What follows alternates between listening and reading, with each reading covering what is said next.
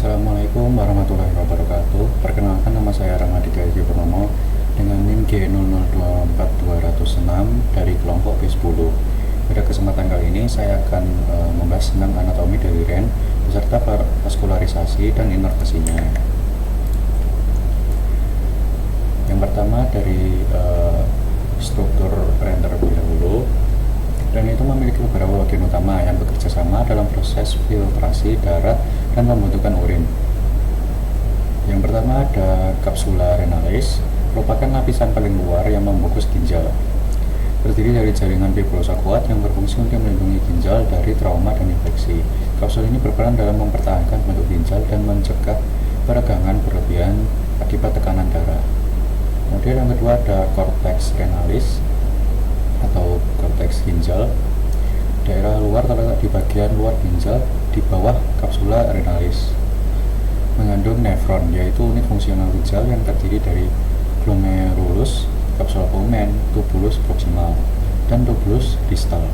Berperan dalam filtrasi darah di glomerulus serta reabsorpsi dan sekresi zat penting dalam tubulus. Korteks kaya akan pembuluh darah yang mendukung proses filtrasi. Kemudian selanjutnya ada medula renalis, terletak di dalam ginjal berbentuk piramida renalis yang ujung-ujungnya mengarah ke pelvis renalis.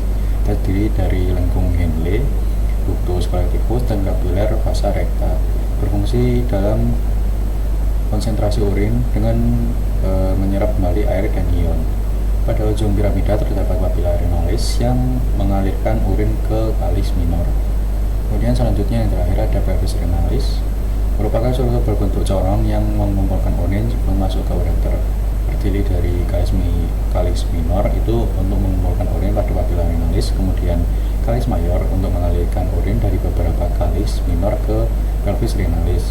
Pelvis renalis itu bagian akhir sebelum urin masuk ke ureter, berfungsi sebagai saluran utama yang mengarahkan urin ke ureter untuk dibawa ke kandung kemih. Kemudian selanjutnya ada vaskularisasi. Ada darah itu masuk ke ginjal melalui arteri renalis yang merupakan cabang dari aorta abdominalis. Kemudian alurnya itu dari arteri renalis, cabang utama dari aorta abdominalis yang memasuki hilus ginjal. Kemudian ada arteri segmentalis, cabang dari arteri renalis yang menyuplai berbagai segmen ginjal. Kemudian ada arteri interlobaris, berjalan di antara piramida ginjal menuju korteks. Kemudian lanjut ke arteri arcuata, melengkung dari perbatasan antara korteks dan medula. Kemudian ada arteri interlobularis, cabang kecil yang menuju korteks ginjal. Selanjutnya arteriole afferent membawa darah ke glomerulus untuk proses filtrasi. Kemudian di glomerulus jaringan kapiler tempat filtrasi darah terjadi. Kemudian yang terakhir ada arteriole efferent mengeluarkan darah dari glomerulus setelah filtrasi. Kemudian untuk vena ginjal, setelah darah mengalami proses filtrasi dan pembentukan janji ginjal, darah vena akan mengalir kembali ke sirkulasi sistemik melalui kapiler peritubular dan vasa recta. Kemudian lanjut ke vena interlobularis, mengumpulkan darah dari kapiler cortex. Kemudian lanjut ke vena arcuata. Kemudian lanjut lagi ke vena interlobularis untuk mengalirkan darah menuju hilus ginjal. Kemudian yang terakhir ada vena renalis, cabang utama yang keluar dari ginjal dan bermuara ke vena cava inferior. Kemudian yang terakhir ada inervasi.